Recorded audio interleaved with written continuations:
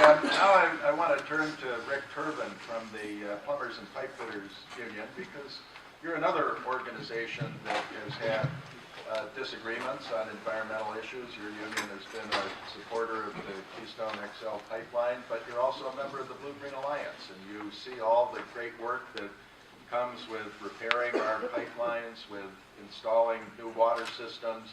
How do you deal, Rick, with the issues of difference and agreement within the labor and environmental movement?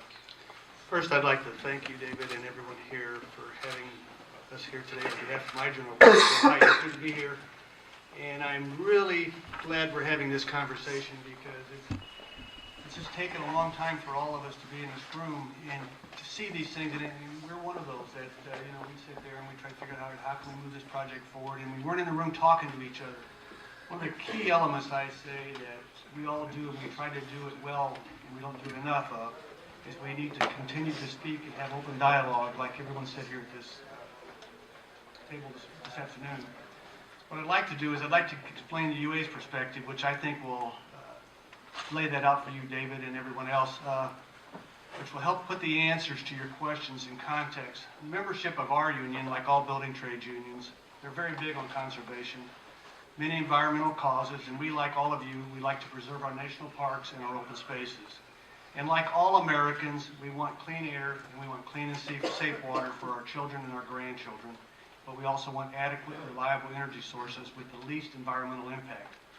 Second off, much of the day-to-day work of our 370,000 members in the United States, Canada, and Australia specializes in this type of work. We train in this type of work for clean water systems, safe sanitation systems, reliable, efficient energy production, distribution and transportation sectors, pollution control, industries, refineries, power plants. Green buildings are huge for us because we're one of the trades that has a lot of employment in these new green building works and retrofits of older buildings. We handle the water, the heating and cooling systems, and this work too is needed in every town and every city. And what I heard today was very, very big. What I heard from a lot of the speakers was a lot of our piping in these areas are predated. I don't know how many of you guys can see this, but they're predated to the Eisenhower days. I know. This is Washington, D.C. Every day they have a water main break because of old corrosive pipes. In this town, there was a recent study done on natural gas pipelines. There's 5,280 leaks reported by Boston and Duke University. This isn't just any town USA, okay? So that tells you how big this issue is. And what I would really like to say is that we get it, we understand it, and we agree and support virtually all the goals of the green movement and we want to see this country improve just like everybody else does. The beauty of all these initiatives is that they will create tons of good jobs and good pay and benefits across the country. Jobs critically needed by American workers in the economy, not only in construction but in manufacturing. This should answer part of your question, but it will also tell you this. We at the leadership of the United Association with my General President, Bill Hite, we get it, and we're proud to be at the plate today with the BGA and showing this initiative he is giving his full support on. This alliance has tremendous potential, and there's a vital need for unions and environmental groups to work together on all these issues because we are much stronger together, possibly 10 times stronger than we could ever be alone. So what do? We all know the enormity of the challenges facing us, and we do not, nor should we not, underestimate the forces working against us. Whether they are an uneducated or apathetic public or slow-moving, underfunded government bureaucracies. To move forward, we need to get this message out, and more importantly, to turn the message into action. Here's what we think and suggest. A three-point plan that is easy to outline, but will take all of our collective efforts to realize. Investment, quality control, and education.